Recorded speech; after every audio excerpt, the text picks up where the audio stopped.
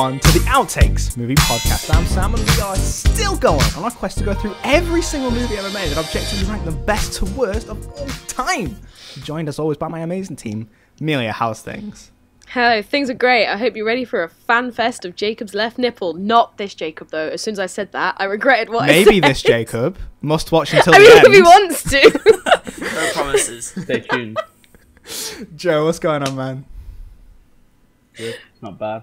Got uni deadlines, but you know, I've spent the 3 years doing it in the last week, so I may as well continue that tradition. Nice. Yeah.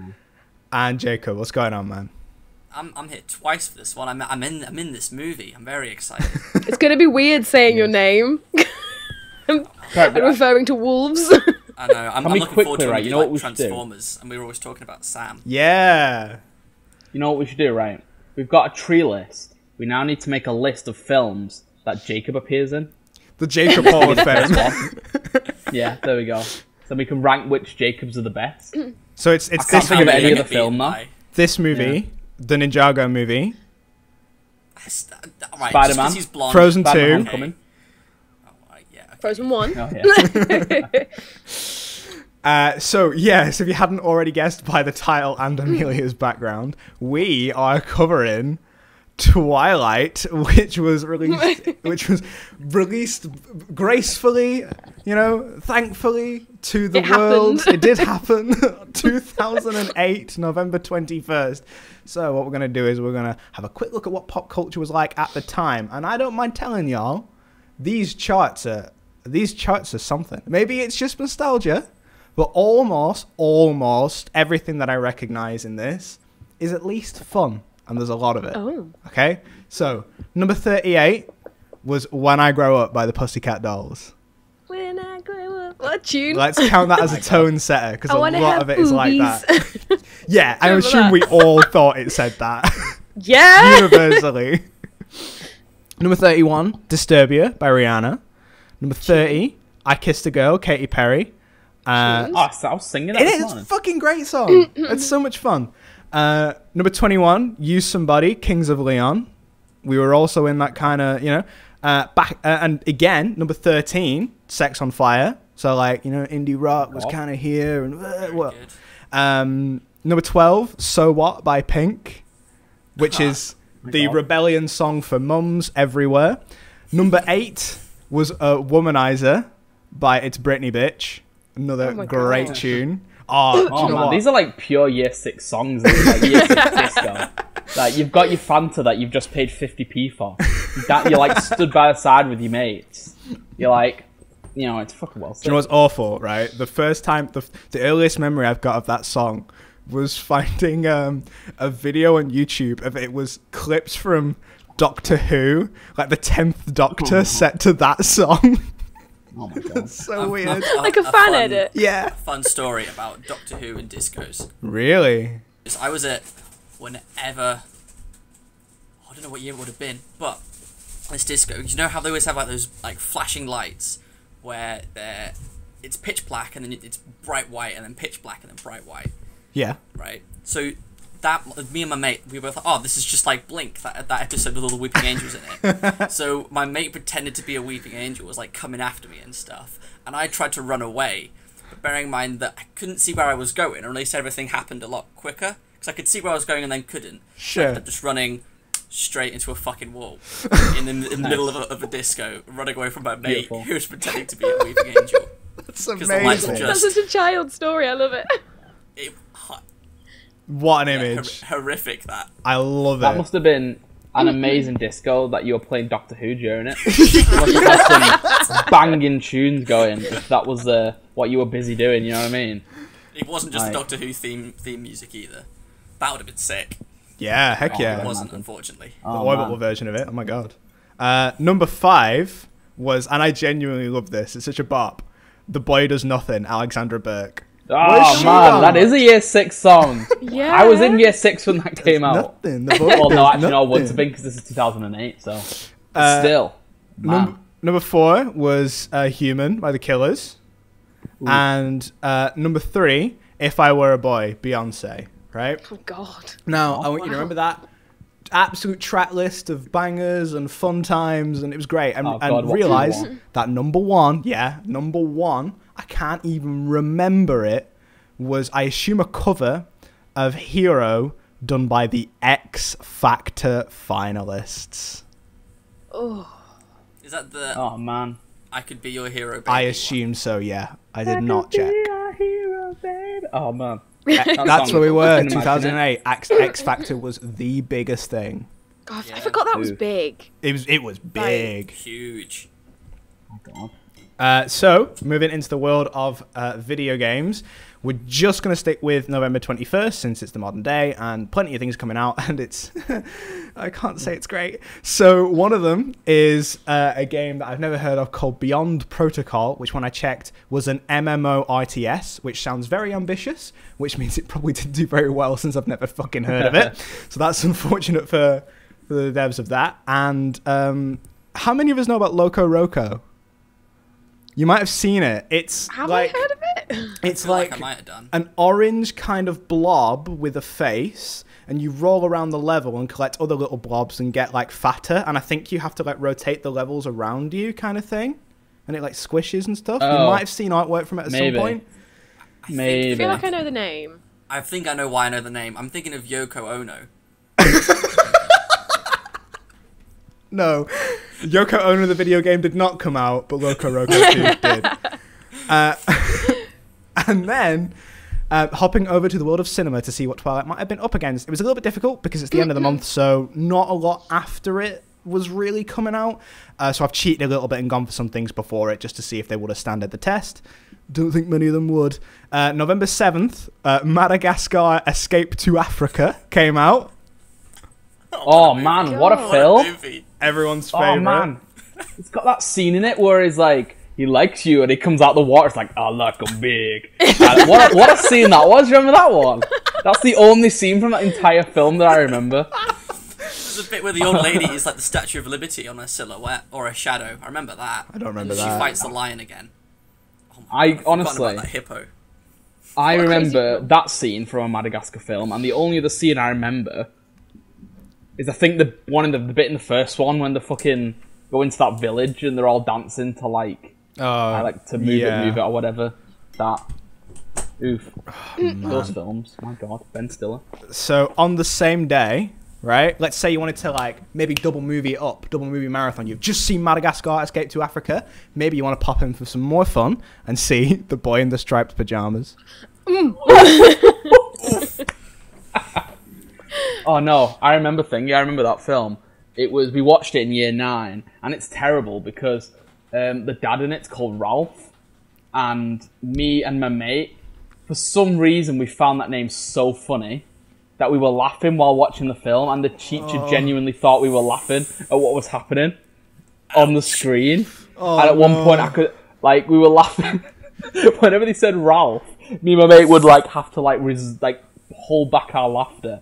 And at one point we looked over and the teacher was staring us dead in the eye. Oh my And God. looking at us and it was a really depressing scene as well where they were in the camp or something. It was really bad, but that's my Boy in the Striped Pajamas story. Oof, not something I would like to live.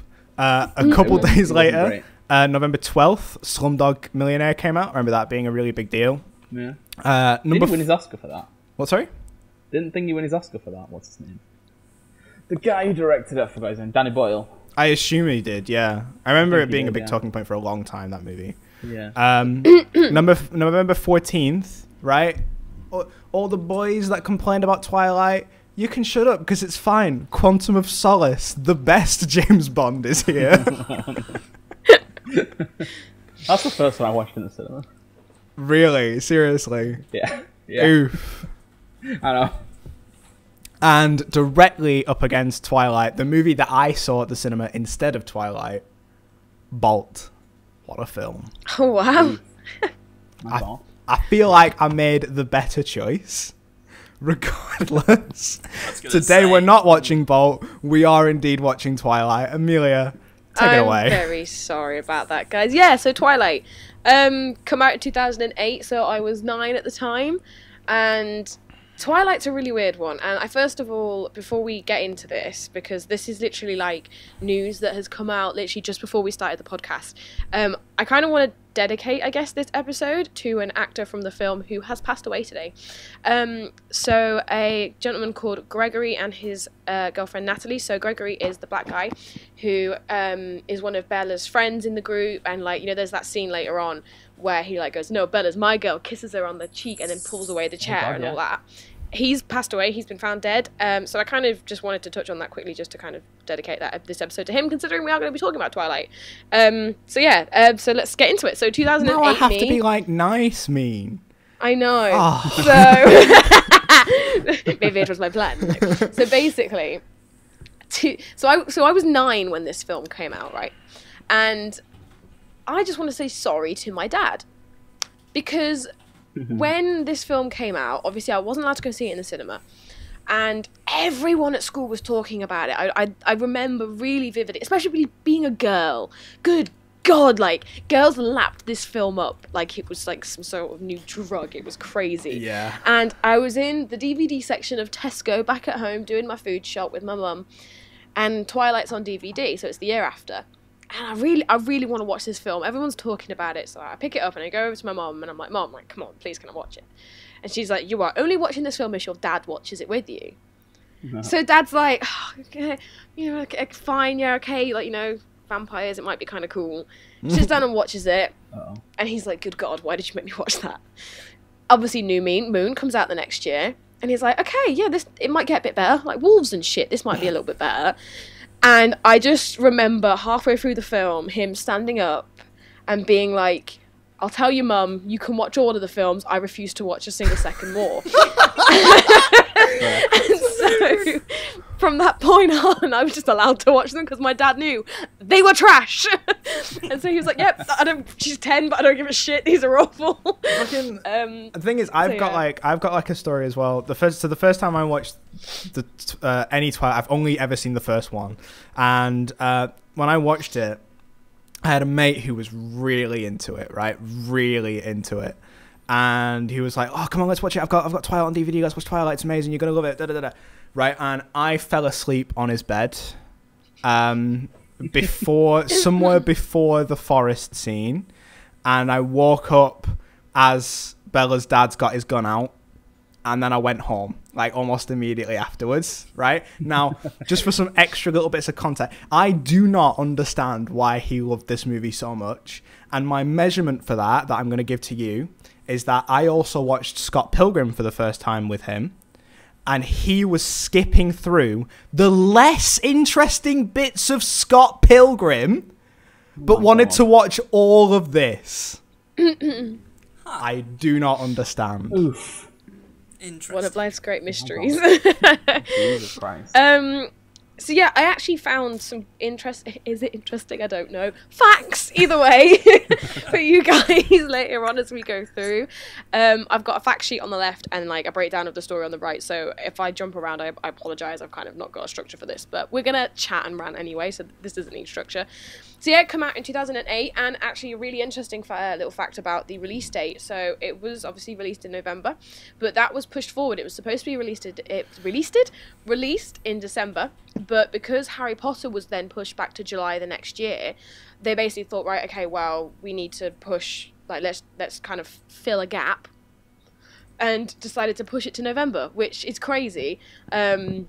But yeah, so that happened. And I can't imagine a Twilight film being released in December. Maybe November's still pretty Christmassy, but... Yeah, there was movies that I didn't talk about during the cinema release window. There was at least like 2 or 3 Christmas movies in the cinema while this was out in November.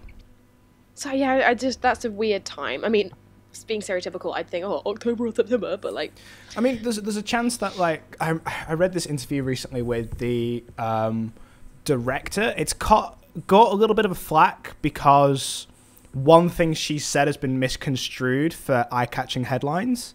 So the headline that initially brought this to my attention, it was Charlotte that brought it to my attention, was something like, Stephanie Meyer would only cast a black man if he played the bad guy, which makes it sound like racist and awful, but when you actually read through, That's not what's going on. It's actually that Stephenie Meyer is really I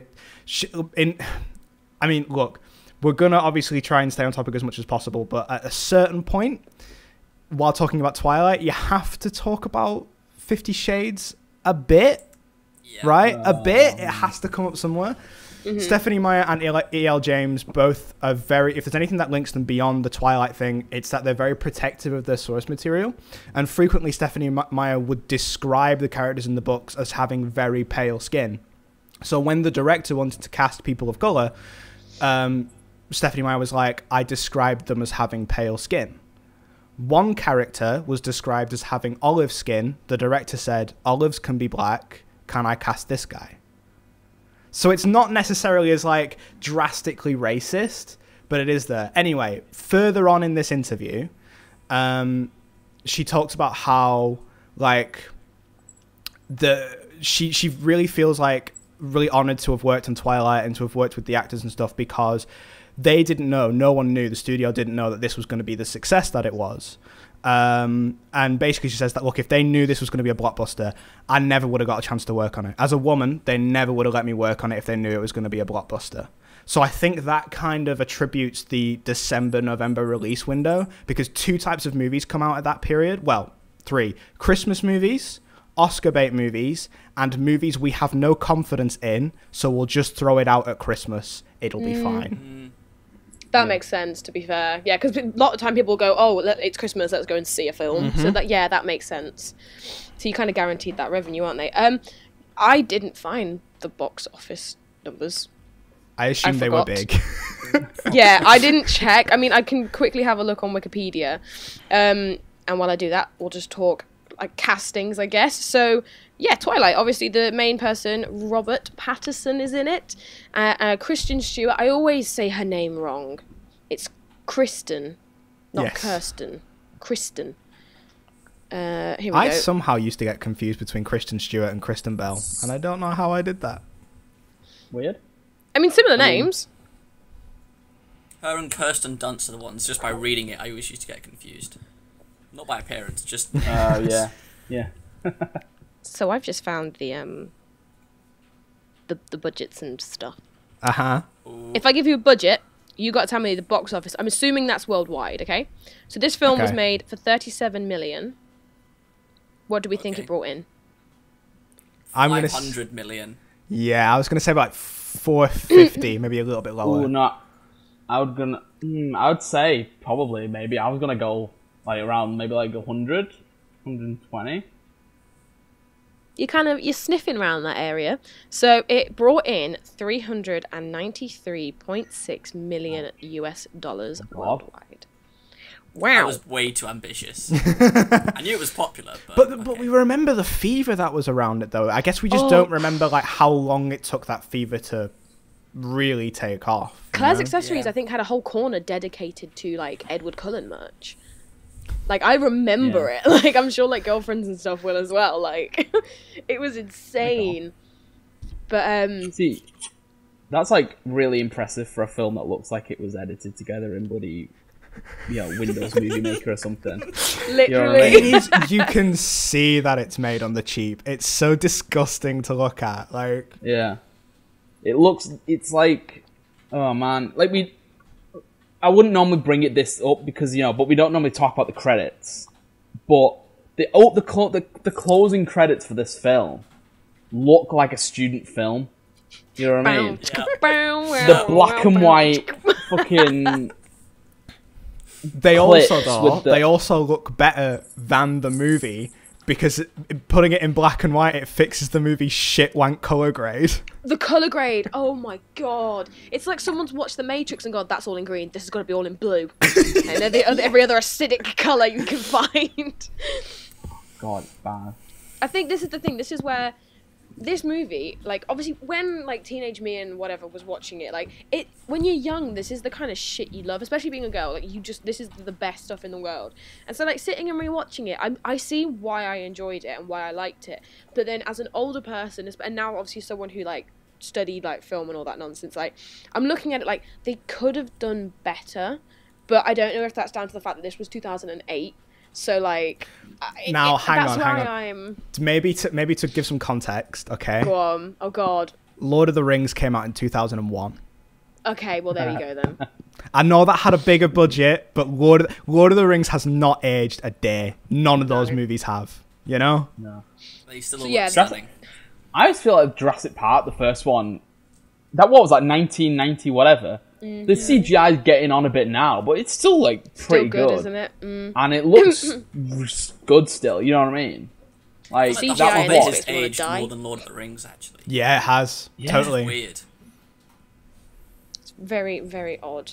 So, yeah, so then obviously Jacob Black is played by Taylor Lautner. This is directed by Catherine Hardwicke. I think that's how you say her last name. And so, yeah, I just kind of want to give you some facts about before shooting, and then we'll go kind of skip through the whole mess that is the plot of this film.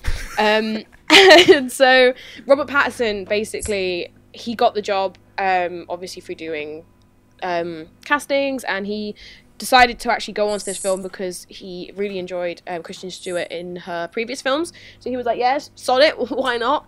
And he never had to practice his accent, apparently. This was his first time doing an American accent, and it apparently was good.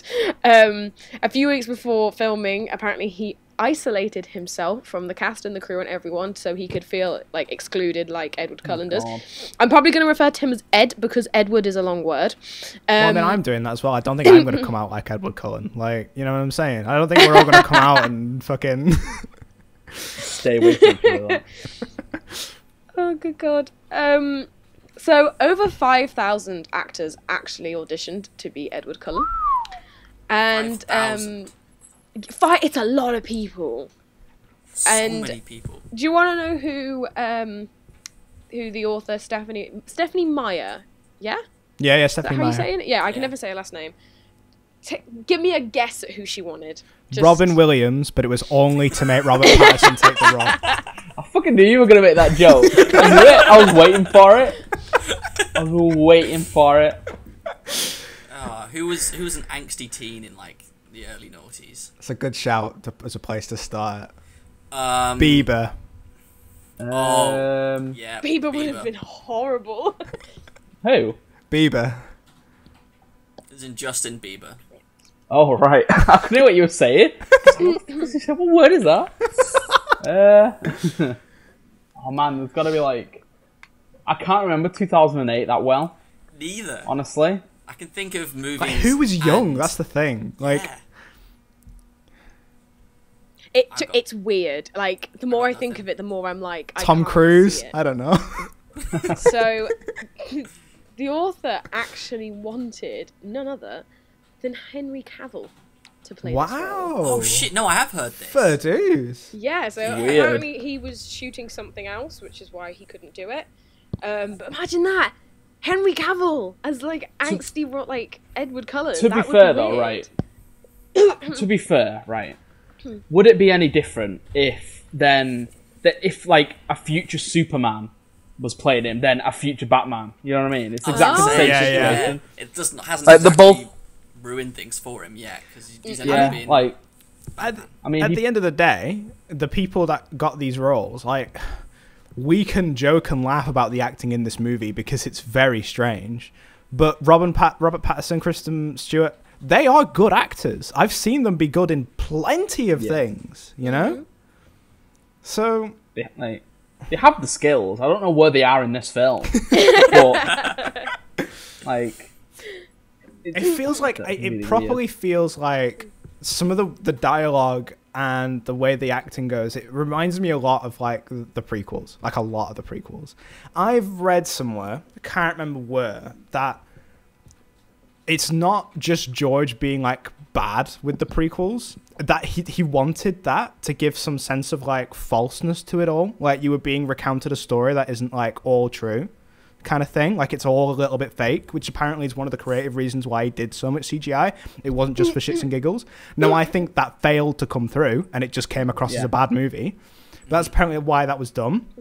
Why it was done in this movie, I could not tell you. It feels a little bit more like Stephanie Meyer was just kind of too attached to some of the dialogue in the source material and wasn't quite aware of how it would read out loud for people to actually say. That's one thing I found doing the research is that, yeah, she fought for a lot of the lines, especially apparently one of the main lines she was like, you've got to have in over anything else is that. And so a lion fell in love with a lamb. Apparently that was one of the ones she fought to have in this film. And like I say, some stuff in a book might be all right, but it's said out loud and you just kind of like, whew. It's not good. See, I read that though, and that doesn't sound like a good line, even in a book. You know what I mean? I'll read that and roll my eyes. Like, that's... Ugh, Jesus. My God. Do you want to know who might have been Bella? So, if you can think of any guesses, you're more than welcome. Otherwise, I'll just straight up tell you. So, I think Emma Watson would have been too young, but she could have been a decent shout. Vanessa Hudgens. Yeah, Vanessa Hudgens, I think, is a pretty good shout. Ooh. God, I don't know. 2008? Yeah. I'm worried about my fucking stats. Yeah, I suppose so. Yeah, I don't know. Tell us, Amelia. Let us know. Okay, so we could have had Jennifer Lawrence as our Bella. Wow. She was gonna, yeah, so she was considered. Can't imagine. So yeah. Well, actually, hang on.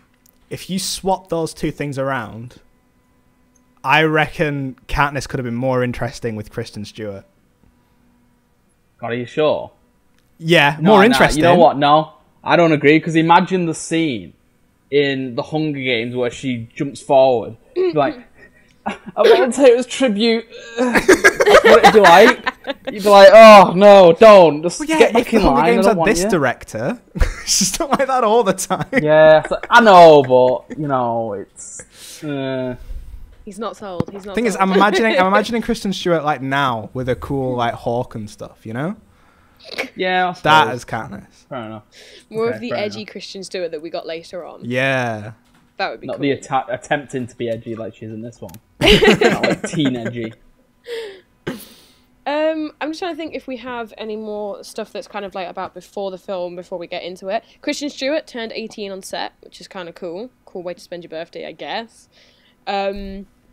It was the most purchased DVD of 2009, and I am unfortunately a contributor to that. I can believe that. What else do we have? The rest of it's kind of as we go into it. But the only one that kind of doesn't really fit is that... So the author really wanted to call her firstborn daughter Bella. She had 3 boys, so that's kind of ironic. Oh, I love that. Maybe she got a Ben. Who knows? But yeah, so let's get into this story. Of course, we have Joe's favourite opening. I never thought how I would die, but you know, dying in the place of a loved one's a pretty good way to go. We get a deer in a forest, and you chase it. Yeah. What do we think? It's probably the worst opening line of any film I've ever seen in my entire life.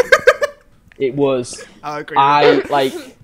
She said it, and I just rolled my eyes like, fucking hell. Like, I just knew instantly what kind of movie I was going into from that line. Yeah, it does. I'm just like... Also, I don't know if it's just me because I wanted to go into this and have a bit of a laugh, but the way he dives out of nowhere and takes out the deer at the last second, it's really comical. Like, it's not... I don't know what it was going for, but they hit comedy with it, you know? It's like, I feel like we'd enjoy, you know how like Hollywood went through this phase of doing like spoof movies? Oh, sure, and there's yeah. a vampire one for this. And I think Vampires Suck or something. That's the one. That is it, yeah. I feel like we'd have such a laugh watching that because like it's genuinely what we're all thinking. And like you say, stuff like that where it's just more comedic than like actually scary. But yeah, so then... any serious vampire movies? I was trying to think about this while I was watching Bram Stoker's Dracula. Yeah. That one mean, with you've got Keanu Reeves, is it that one? Oh yeah, he does a really bad British accent and it's disgusting and I hate Is that, that Interview with the Vampire? Yeah, that Yeah. one. The one with Tom Cruise and Brad Pitt. There's others. What others? Dust Till Dawn is vampires, isn't it? Oh yeah. Yeah. I wouldn't consider it a serious one though. That one Let's is, have a look. well, it is, but at the same time, it's played very much like comedically, like the very like monsterish kind of vampires. Like, Ooh. Yeah. What about Lesbian Vampire Hunters? That's a serious movie. That's serious. I've watched that movie. Oh boy. No.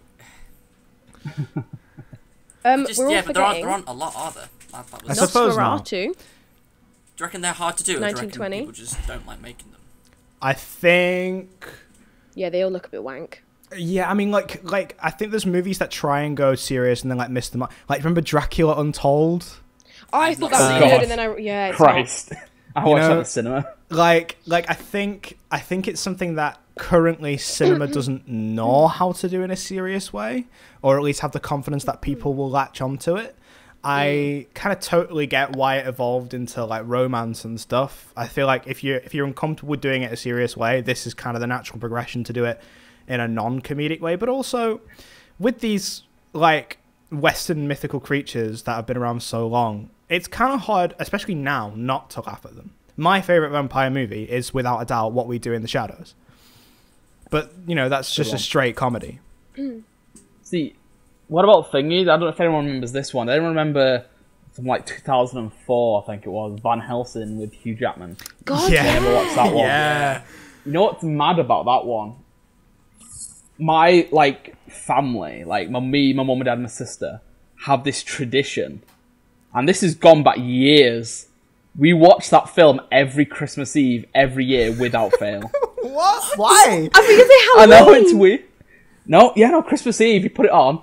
We like it's like, for example, the past 2 years I've worked on Christmas Eve, so I've finished work. Someone's picked me up, took me home, and then my dad prepares the meal for Christmas Day, the day before. So we have all like the meat and everything done. So like we make like sandwiches with the meat, fucking stick Van Helsing on, and watch it on Christmas Eve. What How a did that hardcore start? family. I think it started because my mum and dad watched it on Christmas Eve one year, because it was just on one year. And I think literally the next year, exactly the same thing. It just so happened to be on again. So they watched it again. And it just kind of became a tradition. Oh my god. And now amazing. every year we watch it. Like the full thing all the way through. I've seen that movie way more than it was intended to be watched. Genuinely. And like it's crazy, but yeah, there you go. Vampire That's a tradition. mad story. Wow. Yeah. I kind of love that. Yeah. But unfortunately, we're not talking about Yeah. vampire films. Yeah. We're talking about bloody Twilight. So yeah, so like I say, I'm going to really kind of skip through the story a bit because I don't want to talk about this for too long. But I think we should just have a right old laugh and just giggle about it. So obviously Bella's mom is going away with the stepdad, who is like a Major League Baseball player or something. And then we get this montage of like, oh, it's so warm, and then it's like I don't even know like how you describe that transition, but it's like cool, moody, like, and we're straight It goes into from Forks. Orange to blue in like a Literally. matter of like 2 seconds. And yeah, so we kind of get this montage of her going to Forks, and you kind of set the tone of like this kind of moody, like kind of. I'm trying to think. It was filmed in Oregon, but I don't actually know where Forks is meant to be. I'm guessing it's Washington, like, isn't it? yeah, kind of more of one of those kind of states. Yeah. We have then- listeners in Oregon. Do it, hi Yeah, American fun listeners, fact maybe on you'll the know. for the podcast audio listeners. I keep track of geographical data. We got some listeners in Oregon. Oh, that's so cool. Well, it was filmed with where you live. Pretty cool. And yeah, so Do you then reckon they obviously get we many like tourist things, like how New Zealand has come to Hobbiton? I think there is. I'm pretty sure you can visit like the house and like Wow. Oh my God. Forks. Yeah. I think either the sign is still there or like there's. I know that I've seen like pictures of people like visiting it, which is Wow. really weird. Weird. Yeah, so then we get introduced to Jacob. Hi Jacob, how you doing? Hello. And so her and Bella kind of knew each other, and their dads have this really weird play fight in the background. I know, yeah. It's really weird. And is they're like, really ooh, weird. ah, ha, yeah. So Like they're all- showing it's- off on purpose. all of Jacob's family, much like all the Cullens are werewolves, right? They're all werewolves. Okay. Now, Jacob's dad is in a wheelchair. When he becomes a werewolf, does he become one of the doggies with the little wheels attached? Genuine question. I mean, I might be able to help you out with some Twilight lore. Apparently, the gene only shows up when new vampires enter the town, so that's why in the second film Jacob became a vampire, became a werewolf, was because new vampires had come into the vicinity, so the gene triggered in him. So I don't think the dad is a werewolf, but if he did, I hope he has the training wheel. See, Because I literally turned to Sean in the middle of the movie, and at Scouts Honor, I said, if his dad has those wheels, I will give the movie a 10. That's all I can think about now. Oh, good God, that... I really hope someone's done that on, like, Reddit or somewhere. Like, we've got to It'll find exist that. somewhere. It will exist somewhere. If not, I'll try and find it. we're making it. Get on it. But, like, please can we, though? And so, yeah, Charlie, Bella's dad, buys him the truck, and we get the, it's the meat? No way! Like, kind of like, oh, it's so good. Is it? So, fun fact about Kristen Stewart, her eyes are actually green. They're not actually brown. So she's having to wear contact lenses throughout the whole thing, which is cool, I guess. Wait, And then so she Stephanie goes to Meyer was school. that attached to, like, what eye colour she described? She That, had to so have weird. brown. oh, man. I know. I think the rest of it's for later. Yeah, sorry, it's right. I wrote the whole story out, and then I was like, oh, how the fuck am I gonna get my facts squeezed in there? So we got a little separate fact sheet. So most of it comes on. Oh, here we go. Did you know that Bella? In fact, no. We'll ask. How many times do we think Bella smiles throughout this film? Oh my gosh. Take a guess. 0.5 What times. counts- I don't What think counts she as a does smile, though? in this one? Does she? Like- Unfortunately, I don't know. Does it have to be teeth? Like, does she have to smile with teeth? Or does it just have to be Or a like a smirk. face goes like that? Is that a smile? Because she does like half awkward, uncomfortable, lip biting smiles all the way through it. Yeah. Just kind of like. That's really awkward, and she's like, but like, I'm gonna take a guess at 3 times. Oh, okay. Yeah. I don't Going think she quite smiles low. at all. 3.5, I'm going to go. Okay. So, she smiled a grand total of 35 times throughout this. Oh right, okay. Oh, okay. So, a you few guys more were than that. very low. When? The factor there, though, is that, like, why would you... when this question in 33 episodes has never come up before, right? There's never been, like, a point of film trivia. How has this happened? Is this a unit of measurement we have to do for all films now? Oh, no. Please, can we not? I think we know how many times Dredd smiled in Dredd. Yeah. I think it's like -1. Yeah, no, by that thingy though, you know what you could do with that film? You just take the film, flip it upside down, and he's smiling throughout the Always whole smiling. thing. He's smiling throughout the whole thing. It changes the entire tone of the entire tone of the film, you know what I mean? That'd be a film I'd watch. Dredd, but it's Australian Dredd. Upside down, Australian Dread, yeah. Nice. Dread Down Under. Dread Down Under. It would literally open on the city of Metro. What was it called? Metro City Mega 1. City Mega 1. City. Mega City 1. It'd be like doon doon did doon did Like Neighbours. flying over the city. Oh man. Oh, dear. Man, what So, a film that anyway. would be. I want that film right now. God. Okay, let's just all take a minute because, like, why is that in our brains? Look, that's incredible. That would be too hard to edit either. You could do that really easily. No, right. Imagine the one-liners, though.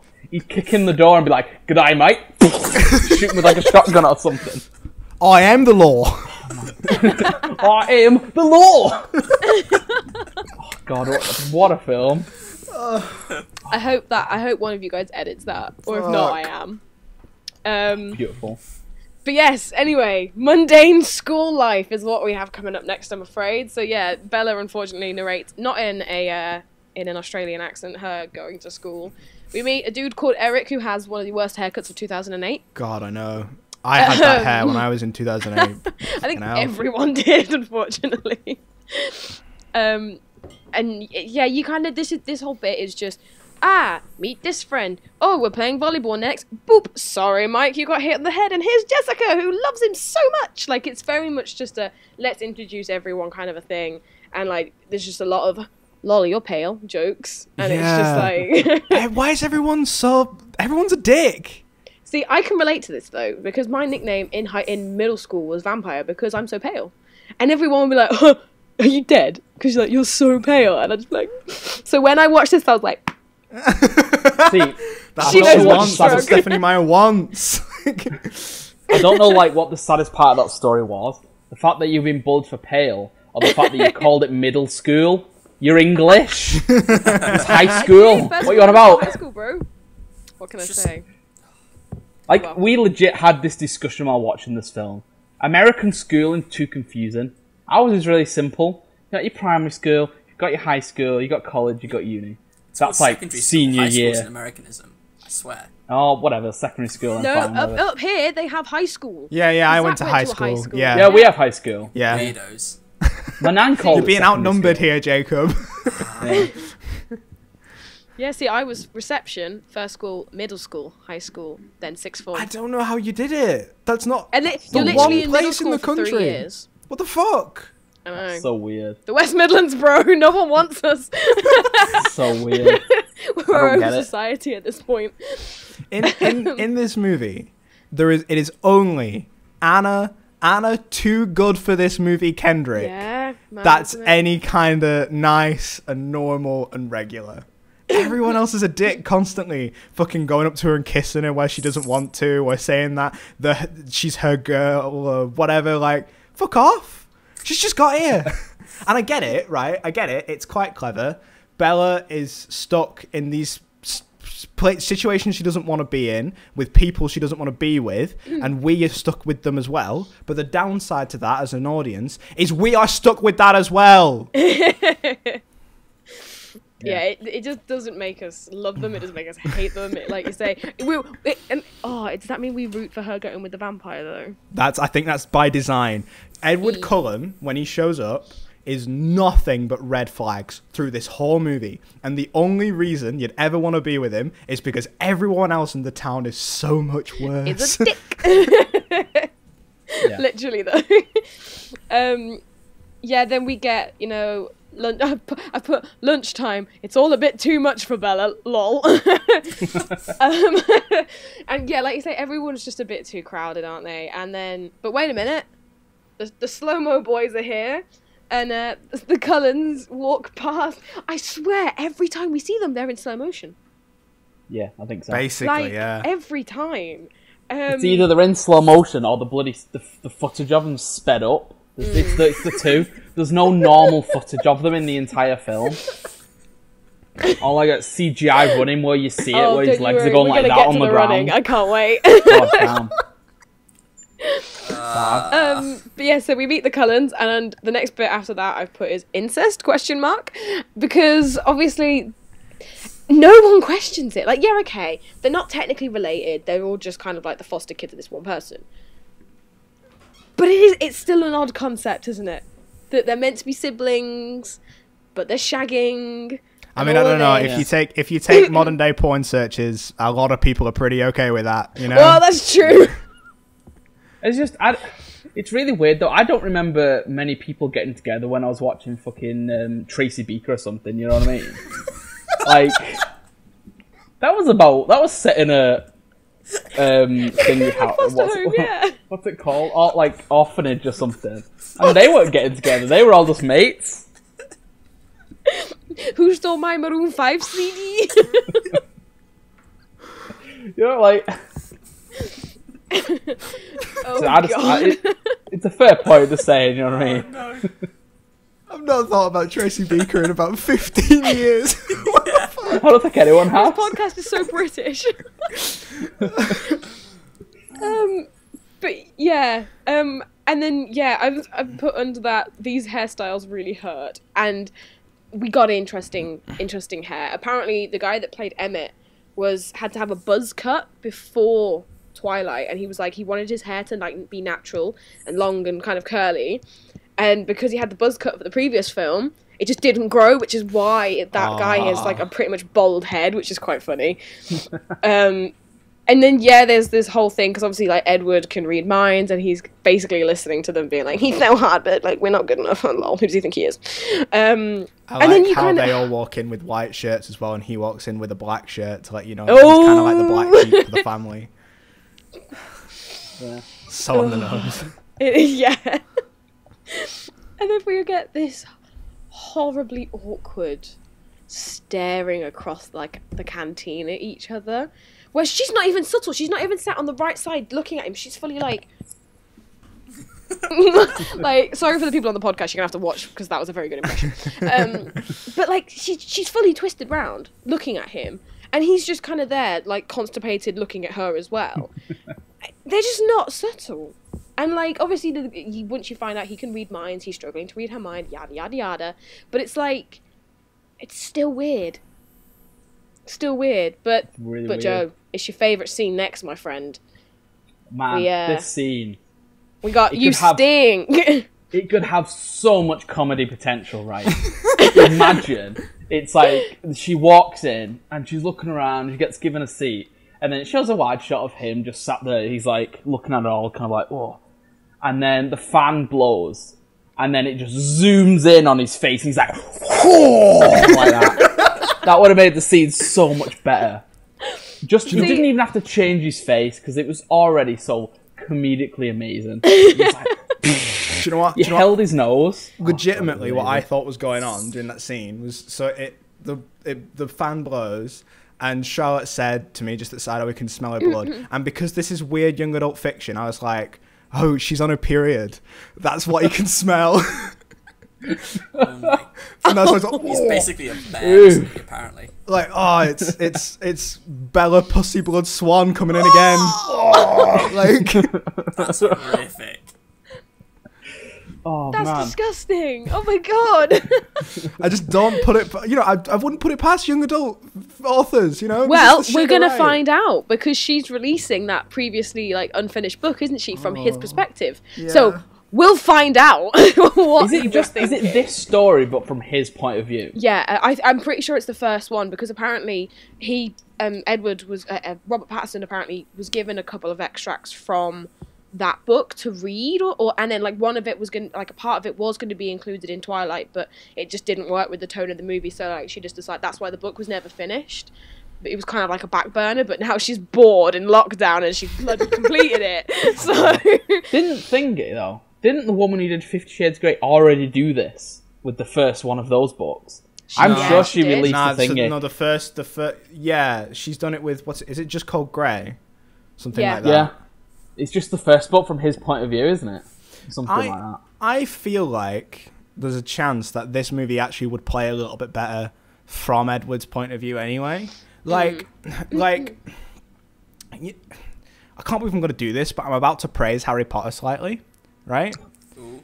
Right? With Harry Potter, you're introduced to this modern fantasy world you weren't previously aware of. But all the characters are constantly telling Harry Potter, oh yeah, this means this, or this person's this, or this spell does this, and you're very well informed. There's so many times where Bella's like, what's going on? And Edward just goes, oh, just stay behind me. Oh, don't ask. Oh, it doesn't matter. And he knows something you don't, but it's like constantly, and it actually gets a bit frustrating. It's not even like there's this threat that you should be scared of because you don't know about it. You want, like, say, you want to know. Yeah. If I knew what the threat was, I'd be like, oh shit, like, Yeah. what's going to happen, kind of a thing. Either he should have been more informative to Bella and trusting to let the audience know, or shoot the movie from his perspective, and then we would know, because we, you know. Yeah. That'd be interesting. I mean, good God. Are we gonna? To be fair, I don't think Robert Pattinson would come back to do the film from his point of view. Oh god, no. Yeah, I feel you really can bad for him. tell. Like he's pulling like a Harrison Ford really with it, because he's doing all these things to try and get away from this, and now he's literally Batman, one of the most significant fictional characters in history. Well, yeah. You know what? I'm going to stand by that statement. And you know, just to like shit on him a little bit more, she's re-releasing a book from his perspective. And now everyone who reads that book's gonna be like, "Oh, Batman, what are you doing? What are you doing, Batman?" like, luckily for me, I mean, we've not seen him as Batman yet. But when I was watching this film, I was looking at him as the future Batman. So like later on, when he's like, "I'm a killing machine," I was like, "Nah, I don't think you are. You're Batman." So that's not what he does. You know what I mean? It's kind of like that's how in the movies it is what he does though. Yeah, fair enough. Yeah, if he's the thing you want, if he's the fucking, I won't kill you, but I'll blow up your car with you in it. Well, because that's cripple you for life. It's funny, isn't it? Because like, so Ben Affleck got sick of people asking him about Batman because he was making all these other movies, and they're like, "I'm making this movie, no one's asking me about this movie, everyone's asking about Batman." Robert Pattinson's gonna have like the reverse. He's making Batman, everyone's gonna be like, "Fucking shut up about Twilight, Jesus Christ." So, years ago. Please talk about Batman. What about Edward? "I'm fucking Batman! I'm Batman! Forget about that bastard! I'm Batman!" Yeah, but vampires turn into bats, so technically Edward is Batman. That's what they're all going to be like, Picks up isn't the it? mic and throws it at someone. Yeah. Oh, man. Oh, But unfortunately, this film. So obviously she stinks, and we get this horribly awkward scene where he's like, "I'll just have to endure it," and he walks out, and that's always awkward. It? That's a big dick move. He's a bit of a knob there because, like, you know what I mean? We've all sat next to people in high school who were a bit unbearable, and in that situation, I would just, you would have to, sit back, endure it, but I wouldn't be like, I'm gonna have to fucking endure this, aren't I? You know what I mean? I would just stand up and go and do something a little extra time than I would normally, you know what I mean? I wouldn't make an actual comment. It's brand new school, first day, now she's all under pressure, you know what I mean? Bit of a twat, honestly. What a dick. I don't want to defend him, but he did want to, like, rip her head off and drink her blood. As, like, an animal instinct. Suppose. So... Yeah, but he could have still been a bit, You could be more subtle about it rather than just, "Fuck you, I'm out of here, you stupid bitch." Oh, good God. So then obviously we just kind of move to a scene where Bella and Charlie are getting food, and I watched this scene, right, a couple of times because Bella grabs the ketchup, goes like this, nothing happens. Nothing, yeah? Nothing happens. I was like, surely there's going to be a little bit of ketchup on the plate. Nothing. And I clearly thought that was important. Even as some sort of visual metaphor, for blood and stuff. I was thinking that, yeah. It's a film literally about animal, like, people that drink blood, and they're not even going to get the ketchup in there. What's that about?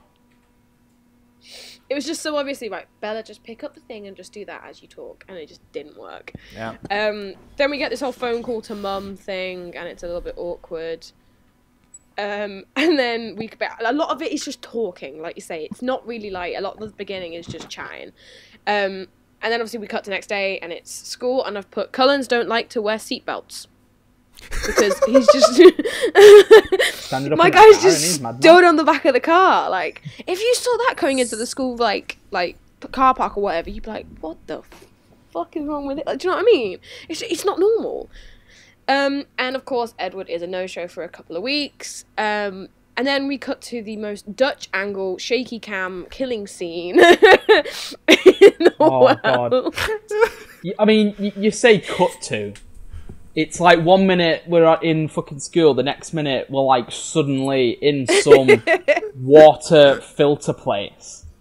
And it's like, what the fuck just happened? Where are we? There's no bridge.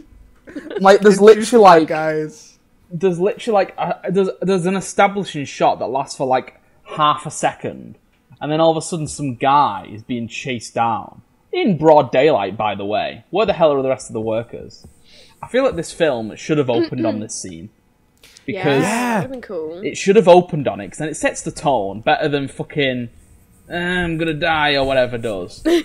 It should have opened on this. It would have actually been pretty sick. It's a cool concept. A guy being chased through like pipes and shit by vampires, and they just stick it in the middle, in between two scenes, and it's like they needed something for that scene. They needed something to go there, and they're like, yeah, go on, all right, let's kill someone. let's throw it in. Yeah. bad. So that happens, and then Bella's walking to her car. She slips, of course, and we get this whole conversation where, again, it's kind of just to tell you what's happened, where Charlie's like, oh, yeah, so someone was killed by an animal. Oh, an animal. But obviously, as the viewer, we're like, oh, it's a vampire. And, yeah, you kind of just get that this is this, like, awkward father-daughter relationship kind of situation. And then we go back to school, and Eric's in the doorway, like, oh, are you going to prom with anyone? And then Mike comes and does this, hey, Arizona, how you liking the rain, girl? And I'm just, every time I watch it, I laugh because it's so weird. Isn't it? This is her second day at school, right? Or has she been there a while? Oh, no, because Edward doesn't show up for, like, a couple of, is it, like, a week or a couple of days, or? Yeah, because it's sunny. It's like a week. Oh, yeah. No, it can't be that, because I thought it was just his because bros are there. No, there's lots of time Sunny's jumps. a bit later. No, but like, wait, really? Yeah, because they think because his bro shows up standing in the back of the car, Shit, and yeah. she stands there waiting for him, and he doesn't show up. He's like, dickhead. With my pale lover. Oh, that's it. Yeah, no, that is it. Because he goes away for a week, and then he apologizes for like being weird last week. And it's at that moment, because I'd already expressed my little weird, disgusting theory, that Charlotte was like, "It's been a week. That's why he's back, because it's over." Do you know what? I actually hate if that's the reason. That is going to be so funny to read, like, read this book or whatever from his perspective, and it'd be like, oh, I smelled her fanny from a mile away.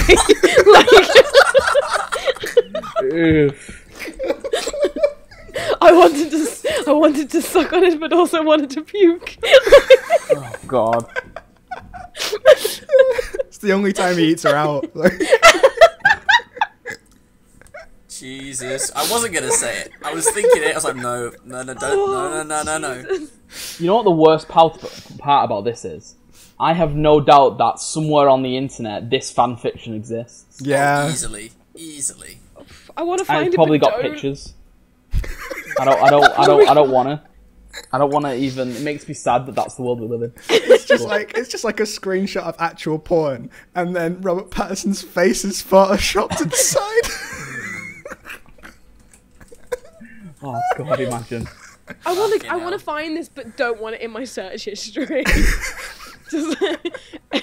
Okay, anyway, right, let's please move on. So yeah, it's this whole awkward conversation, and it's like, oh, who's going to win the golden onion? I hated things like that at school. And it's like, oh, do work and you get a piece of nothing. Like, that's all school really is. Yeah, literally. Hey.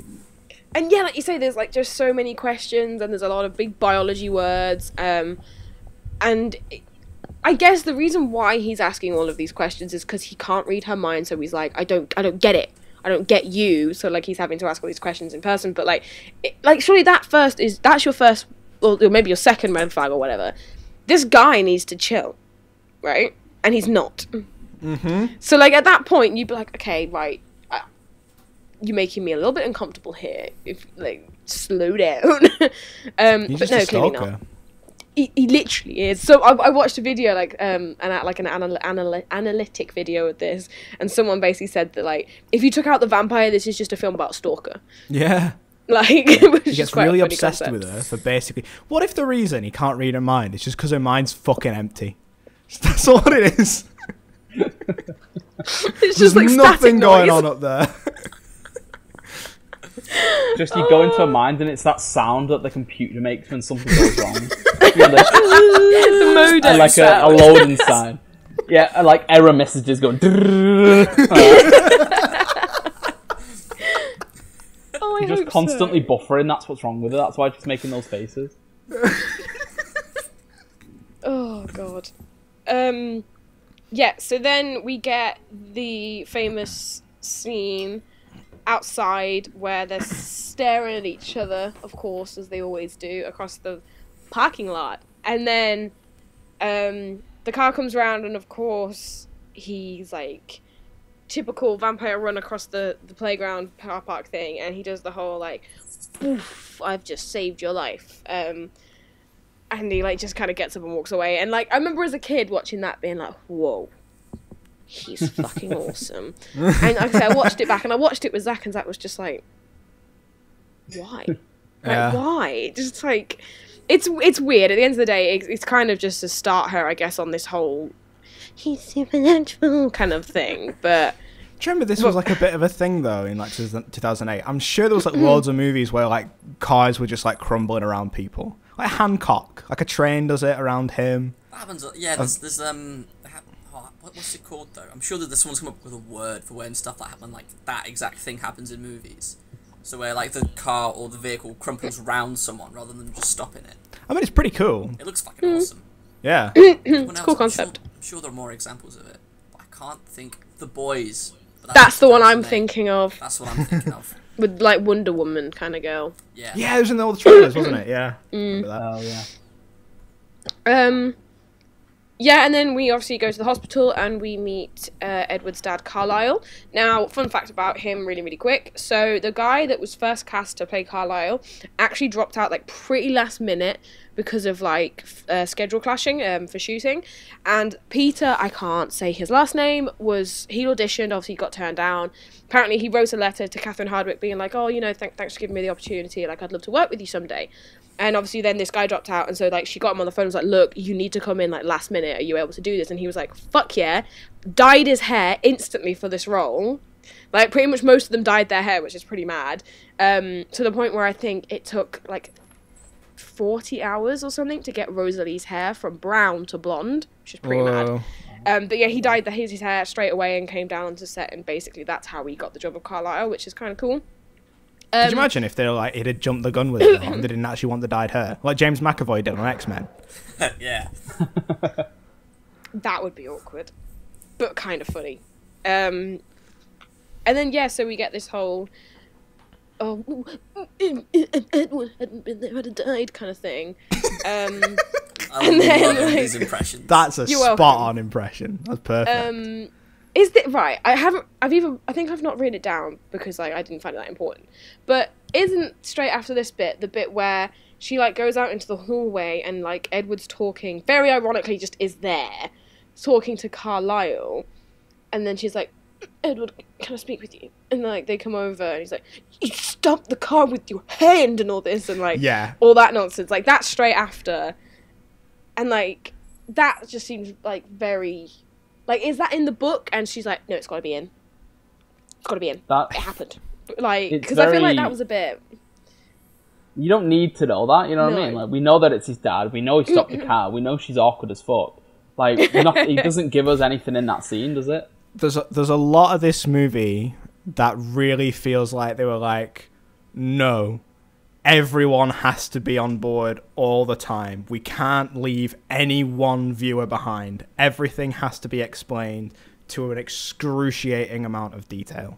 I can see that. I can see that, defo. Then we just get this really awkward school trip, and they're kind of like talking, and he's pestering her still.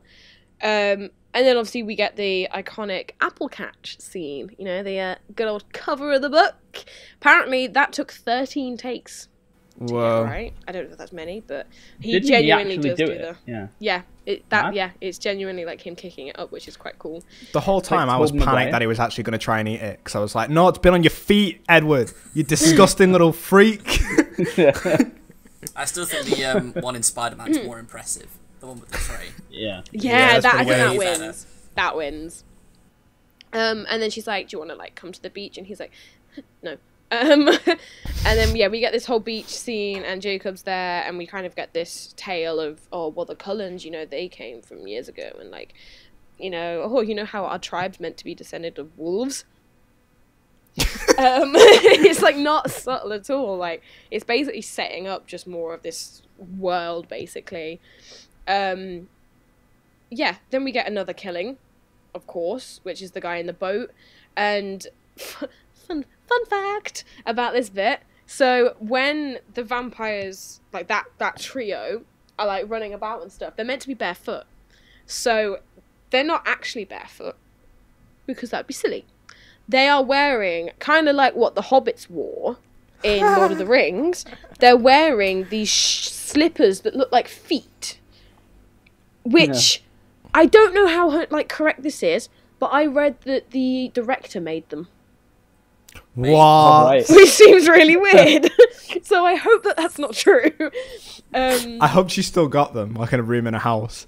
In a Look, my cabinet. collection of wearable feet. Like, Aren't they a thing that you can get for like rock climbing, like toe shoes? Oh, So they're like so shoes horrible. Yeah, I where thought- you have Yeah. like gloves. So you know how socks aren't really like gloves, but you can put each one of your toes. yeah. They're so grim. Every time I look I- at them. I do know that they are a genuine thing in GTA 5 that they advertise to take the piss out of Of stuff. course you know this. They're called like feet shoes or something, I and think it's just called literally toe shoes. Maybe, Yeah, they're called, like, toe that's shoes where or I've got the something. name from, I reckon. but yeah, like they're in GTA 5, like just around. You can't buy them, you can't do anything, but it's like it's one of the things that it's one of the adverts that they use to take the piss out of stuff. So I know that. Fun fact of the day. Then, so then we just kind of get this whole Bella researching scene, and there's a little fun nod, I guess, to the books. When she's searching, there's a little thing on the side that she clicks on, and just above it is a link to something called Little Brown, which is actually the publishers of the original book, which is quite nice for them to do that, I guess. I don't know, the Sado, who, like, went through all of that, but hey. And then obviously, sunny day, no vampires. So we get this whole spiel of, it's fine every single day it's sunny. What the fuck do they do during like a week of sun? You know, like how sometimes we get this, like, especially during lockdown, we get this like very random week of sun. So you're telling me he just like takes like the school's like, take the kids out for like a week and go camping. Like in the UK, you get fined if you go on holiday. I wouldn't even mind, right? But let's assume that we just take this film exactly as it presents. The Cullens aren't in school on sunny days. Do you know what? Okay, fine. It doesn't make any sense. The school would be on their back, but I'll accept it. Their house is entirely made of fucking windows. I made this point while watching it. I was like, get the fuck out, his windows. His wall is a window. Makes no sense. Yeah, but guys, it's the only place they don't have to hide.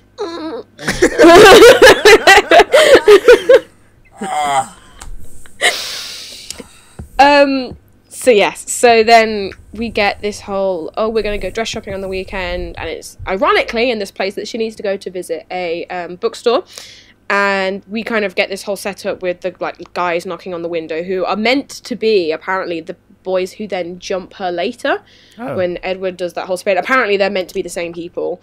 So they kind of get hinted at. She goes to the bookstore. Suddenly it's nighttime. Literally, she leaves that bookstore. It's not even hinted at like, oh, we're going to go for like dinner in like 10 or whatever.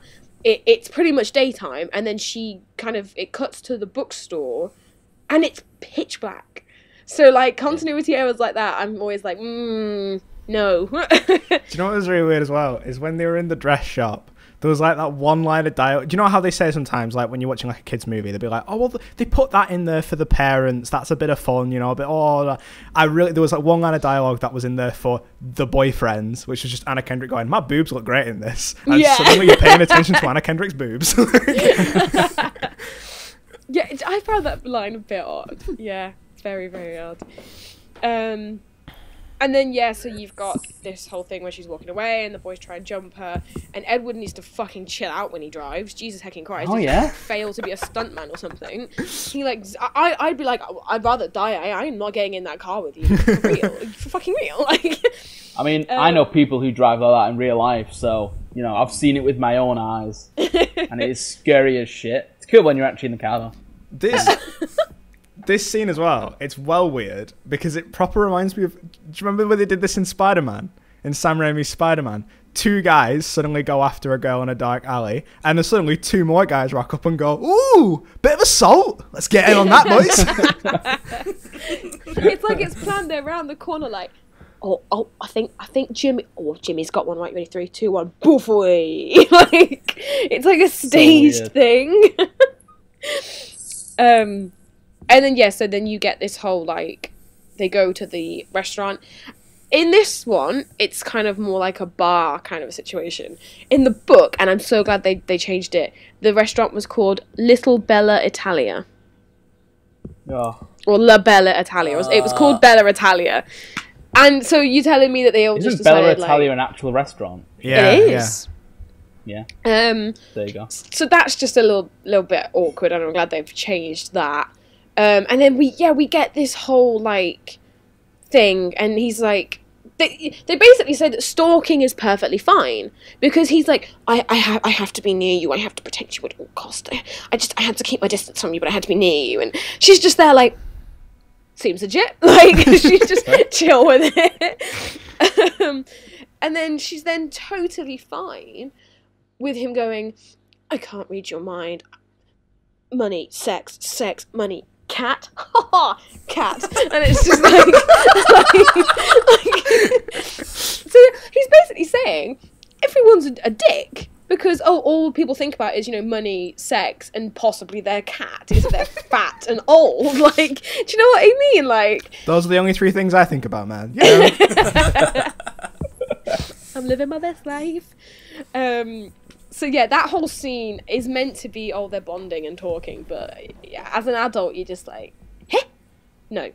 And then yeah, so we're in the car, and there's the whole touchy, oh, you're a bit chilly kind of scene. But then obviously they go past the sheriff's office, Carlisle's car's there, and it's like, my dad's still there. Snap. And they go in, and We're so in sync. we finish each other's sandwiches. And then, yeah, so then we get this whole thing where Carlisle is not really very subtle. There's been another animal attack. Wink, wink. Oh, do you think that was the same animals that got the other guy? Yes, I do. Wink, wink.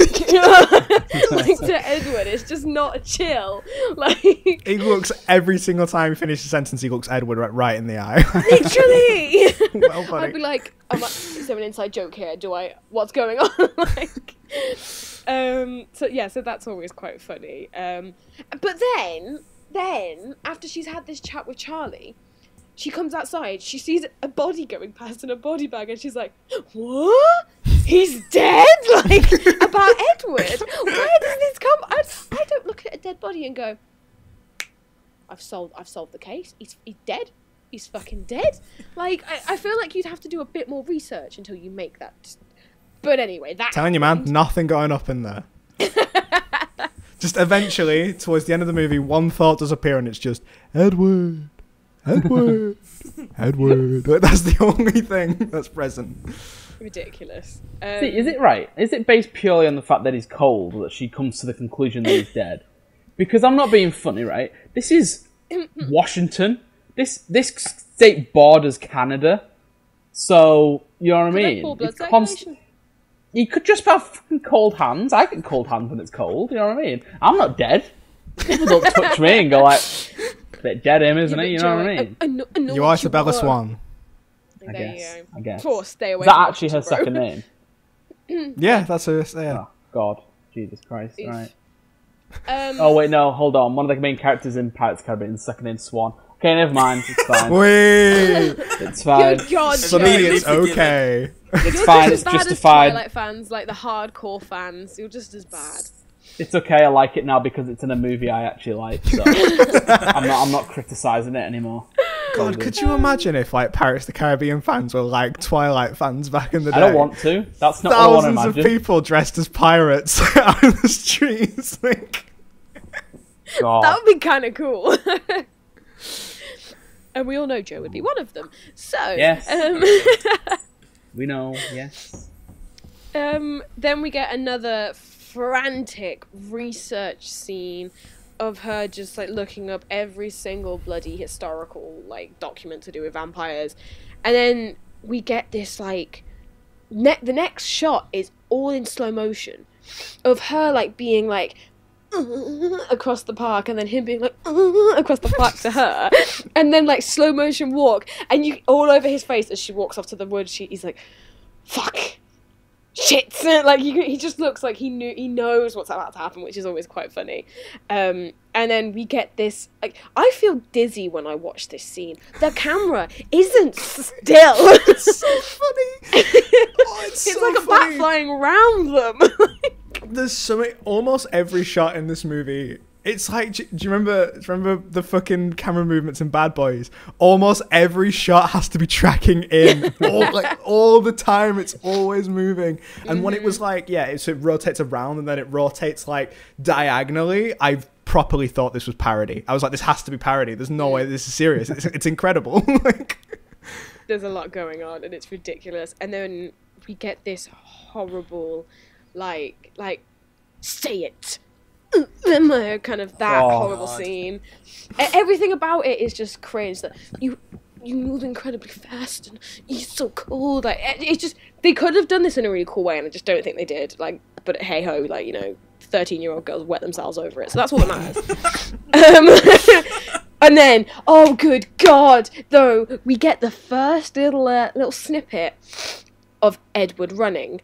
Now, if you watch this slow down, you can see whatever the hell they're mounted on as he runs, like, you know, like a fucking mong. And like, honestly, it's every time I watch it, I wheeze, including later on when we see him just sprinting between trees. This whole running, it's not believable. It's not. I don't know what about it. It's like he's Naruto running, just boom, straight up the like. It's just not good. You know, you know what it's like? It's like he's accessed console commands and put the character speed way up. And like he's going so fast that the world isn't even rendering in time for him. You know what I mean? It's ridiculous. It's insane. That's amazing. Oh my god. What? Do you know how they actually did this effect? Because were they just on a thing running on the spot as it moved? Well, this is the thing. I couldn't find anything, but the more I watched it, it looks like, because they've not even tried to like rotoscope this out. They've not even tried to hide it, because they're like, oh shit, it's going that quick. No one's going to really pause it. But if you watch, you can kind of see, you know, when like you see people in theatre or whatever, and they're on like these bungee cords where they're lifted in the air. Sure. And they're like doing this with their legs and they're pretending to run or whatever. You see him doing that. And then you can kind of see a pole in between him. So I'm just kind of like, I don't know if they're kind of mounted to something and like kind of can move. And so he can do all these like weird movements. I don't quite know. But I'd love to see if there's any behind the scenes like footage of them doing it. If I can find it, I'll try and send you guys a link or whatever. But more than anything, I want to see that. It's so funny. Because like have you guys seen the like behind the scenes footage of like some of the recent Captain America films where he's running really quick? Because no, I don't think I have. The way they do it is brilliant. Because the one in Captain America Civil War, when they're all on that highway and they're having that chase, there's a car, like a great big bit of material like behind it, and the stuntman is stood on that bit of material as it's being dragged by the car, and then runs along it, and then they just edit out. So he's just on this like meter wide strip of carpet essentially, just running straight down it, and it looks fucking brilliant. Because then, even if you're only shooting from like waist up, he's still going like normally. Or there's one of like I think it must have been quite similar to what they did in this one. They're on a rig, and they just got like big poles above them as they just run, and there's a motor actually pulling them along more quickly than they need to be. It just looks way more real, because I don't know how they did this, and I get they're in a forest, it's a little bit more tricky, but fucking hell, it's weird. It just looks so unnatural. Really funny. But but I don't know why they don't do the thing that all the other vampire films do. Is when they're running fast, just have them as a fucking blur going past, you know what I mean? Yeah. We don't need to see him run. Like, if you want that shot of her on his back, make it a close-up, you know what I mean? Stick her in front of a green screen, get some wind in her, get it going really fast. Like, it's like they try not to do that because everything else does it. But the reason everything else does it is because anything else looks fucking stupid. So... But you know what's insane, though, right? Nothing wrong with doing what everyone else does sometimes. You're absolutely right. Fucking, we were talking about good vampire stuff earlier. Who remembers from back in today, Young Dracula on CBBC. I loved that Ooh, show. what a show. I'm not even afraid to admit that. Same. I remember that. fucking loved I think it. I followed him on Twitter when I first got Twitter. I'm not even joking. What, I was Vlad? thirsty Young for that Dracula? bitch. Yeah. So His okay, sister, Jacob, though. it was about Same. Dracula, the Dracula family move into town. It's modern day, and Vlad, his son, goes to school, regular school. He doesn't want to be a vampire, but he's busy mates with someone who fucking loves vampires, right? And it's about the wacky hijinks and then their teacher is Van Helsing, is a vampire hunter, posing as a teacher because he knows that the vampires have moved in town. Does he have a sibling who's magic or can make things change things? Yeah, so they all have like magic. The ones that are actual vampires have magical powers. Yeah, so he's got an older sister called Ingrid, and she like gets powers and stuff. And Is this? I remember vividly a scene. I can't remember what it was from, where someone's eating spaghetti bolognese and then they turn it into worms. I think it is. probably. Yeah, In that which case sounds I have right. Seen that show. Sounds that right. has fucking stuck with me. I'm fucking traumatized. Can't eat It's spaghetti like bolognese fear. without thinking someone's gonna fucking turn it into worms. Okay, I have seen that show. Yeah. That show looks so much better than this movie. In every way, it's unbelievable. God, I feel like I want to rewatch that because they did a follow-up series a couple of years later, didn't they? It's not as good. No.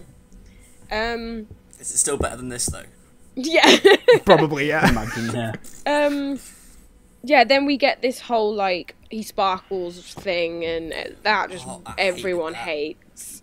Obviously, I mean their justification or her justification of this is supposed to be this idea that he's supposed to be attractive to her, and so the sparkle is meant to lure them in, essentially. But again, like you said earlier, Sam, you don't know this. This is from people making fan theories and kind of probably Stephanie Meyer kind of being like, oh yeah, this is why. Yeah. So if it was from Edward's perspective, it could be like, oh, I'm too beautiful. My biology makes me, all of this nonsense.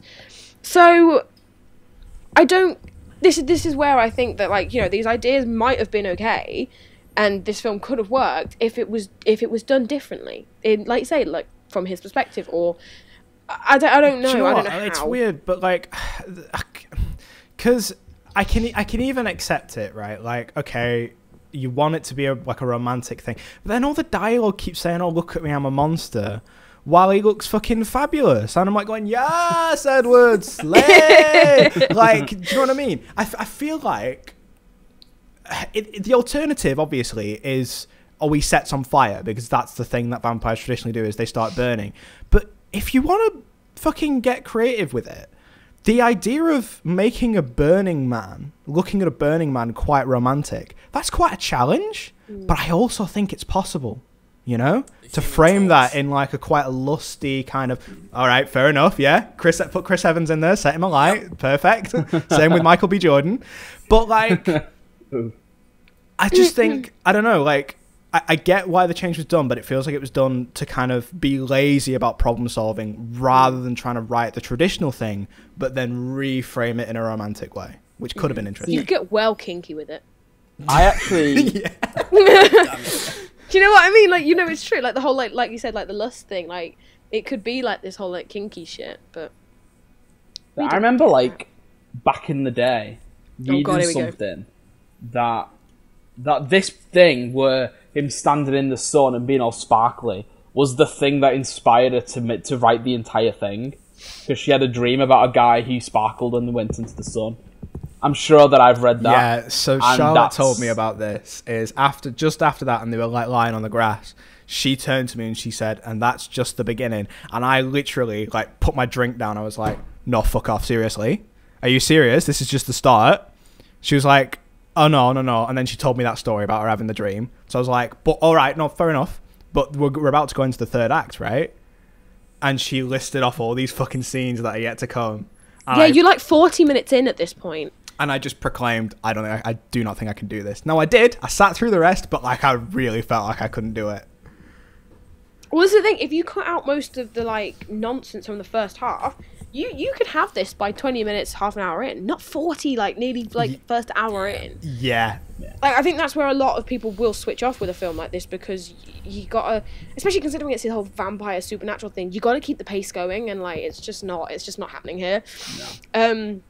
But it's fine, guys, because they're together now, and you know, after this whole lovely field scene where, you know, clouds make hearts and all this nonsense, they're together essentially, and we get this whole thing where they're walking into school and they're wearing sunglasses, so they're fucking cool, bro. You want his fucking Ray-Bans, boy. Sticking them Ray-Bans on, like, look at me and my GF, bro. Throwing them high fives. It's 2008. So maybe fist bumps here and there.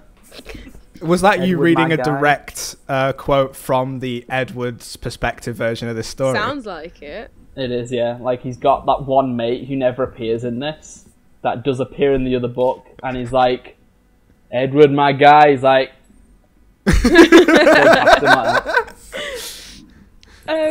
yeah, so I kind of glossed over quite a lot of the next bit, because it's basically them just talking, that we get his backstory. They need to fucking learn to wear rain jackets. Yeah, okay, you're dead, but you wear a fucking coat in the rain.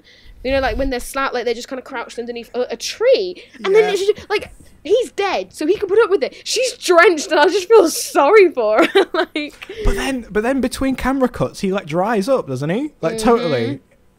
it's a His very face is odd just- thing. And then so then we get this whole situation where Jacob and Edward have this, because like they're having a chat by the car. Like I say, it's a lot of just talking, and he's like, I want you to come up to my house later. And he gets in the car, he drives off, and we get this slow drive past each other. And they're just, even Dad's doing it as well. They're all like kind of staring at each other. Putting the dread face on. That's what it Yeah. And like, so surely Bella's by her car. Like, why are they having a chat? Why are they going so slow? Like, what? Like, what? Yeah. So that happens, and then we get this whole meet the family situation, and haha, she's called Bella, so we're gonna make Italian food for her. Lol. And yeah, then we get this whole, you know, there's windows everywhere, and it's like, oh, when do you think we'd be in a dungeon? And she's like, yeah. And so it's like kind of just trying to be like comedic. And then The bit where she smashes the salad ball actually did make me laugh. Like that, I felt it was played for comedy, and it did get a positive reaction. Do you want to out of me. something about that? I have a fact about that. So Nikki Reed, the woman who plays Rosalie, the reason why she's wearing gloves in that scene is she did the bowl crack with no gloves on, and she actually cut her hands. Fucking hell. So she had to put gloves on to redo the scene. right. Which is pretty hardcore. I don't know, maybe. So yeah, so then we get this whole thing. Carry on. With this bit, I really love the bit where she's like, the talk about how she's part of the family, and she's like, if I tell people, I'll become the meal, and they all just start laughing and go, what the fuck is she talking about? And they're all just laughing in her face. It's amazing. Yeah, They're like, I oh, agree. she's so fucking stupid. It's amazing. Like, could you imagine, right? Like a Full House style 90s terrible sitcom, but about vampires. Yeah. I actually think that would be amazing. I'd so watch that, good. to be fair. Like a cow walking into McDonald's and being like, oh man, they're gonna eat me here. It's like, no, you're a fucking whole cow. I get, you know, that's a similar kind of idea. So then we get this scene, which I say don't mind, like I can put up with. So they go up to his bedroom, and she's like, no bed, and he's like, you fucking horny ass bitch, so I can sit down. And like the only bit I kind of don't mind about this is the awkwardness of them kind of being alone in his bedroom, because I'm sure we all remember being young, and then being that first person that you go over to their house, and like you're just kind of like a tween, and you just kind of like don't know what to do with yourself, and you're like, what music you've been listening to? Let's play. Do you know what I mean? Like, so I think they captured that kind of awkwardness quite well. But I think that they're awkward throughout the whole film. So that's where I'm like, yeah, it's isolated. It would work well, but like because of the surroundings, I was really disappointed that Edward Cullen wasn't like a Hot Topic boy, you know, with like new metal band posters everywhere. When she puts, oh, what have you been listening to recently? I wanted it to be Limp Bizkit so fucking bad. There's some like hardcore rock that we found. Move in, now move out, hands up, not hands down. That's what I wanted. Background as they dance. She just like turns it off instantly.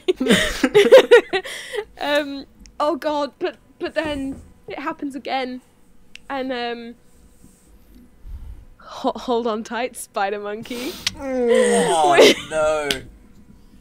And he's flying. He is flying through. I mean, he's meant to be jumping from tree to tree, but my guy is flying. So that happens, and you know they're in a tree, and it's cute. How are we ever supposed to believe, by the way, this movie goes out of its way earlier on to show us that Bella Swan is a klutz. She falls over so many times over nothing. How is she staying in that tree? She's that not. tree. Are we gonna put this tree on our? Oh, Do you want is it gonna be- a tree with Bella Swan in it? Okay, the tree did those nothing sparkly wrong. boys. The tree did nothing wrong. But at the same time, it Pretty has cool Bella tree. Swan in it. and it didn't fall. Yeah, it didn't fall and crush her. Worst tree in my opinion. Wow. Is this on the bottom of the tree list? Yeah.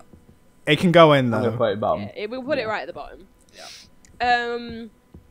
Yeah, so then we get this whole I just put weird kiss scene because obviously it cuts to later on, and he's just in the room again watching her sleep, and all this. Oh no, is she on the phone? I can't quite remember. But he comes in, he's like, I want to try something. Stay still. That's not weird at all. And then kind of like the saying, kiss. I want to try something. Close your eyes. Open your mouth. Oh. Wow. Oof. I mean, as the scene progresses, we know she's game for it, so Oh mate, she's You a know, horny like- bitch.